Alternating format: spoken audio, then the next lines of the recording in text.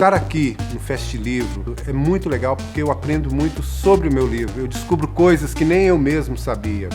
Então, depois que eu conto uma história para as crianças e a gente abre para um bate-papo, a coisa flui de uma maneira muito legal. Eu percebo que elas têm muitas perguntas sobre, desde o processo criativo, a fonte de inspiração, como eu cheguei em determinado texto, como eu cheguei em determinada frase.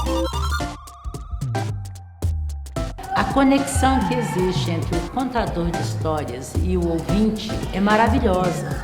E isso fica marcado para sempre na alma da criança e do adulto também, porque é um momento mágico que nós estamos criando quando resolvemos escolher com carinho um livro e contar essa história para um ente que nós amamos.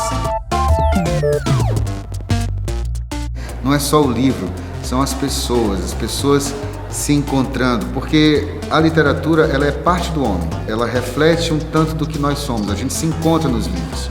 E aí a gente se encontra aqui no INDE, nos livros e também no auditório, na sala de aula, nos corredores. Então isso é o que é o mais bacana aqui do Fest Livro. O livro está sempre em movimento.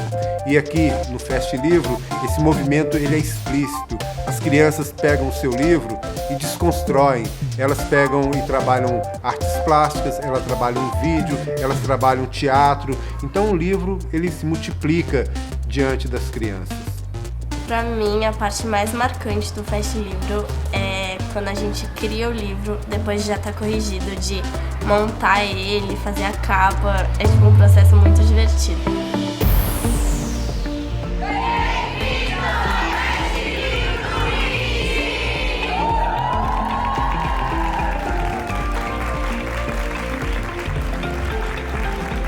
É a magia do livro. Mais do que a magia do livro, é a magia da palavra, é a magia da comunicação, a magia do sonho, a magia de viver várias histórias numa vida só.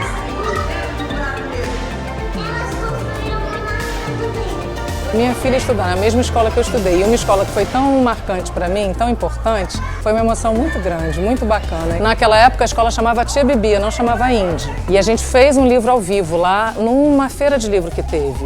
E aí hoje a gente foi chamado para fazer de novo aquilo. Aí viemos eu e a Camila, que era uma colega minha daquela época, e aí ela foi contando a história e eu fui ilustrando para fazer como a gente fez naquele tempo, anos atrás.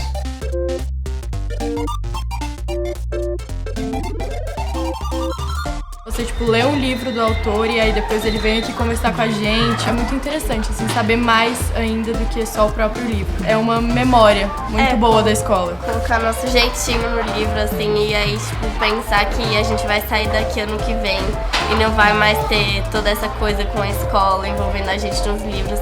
É um pouco estranho de pensar nisso.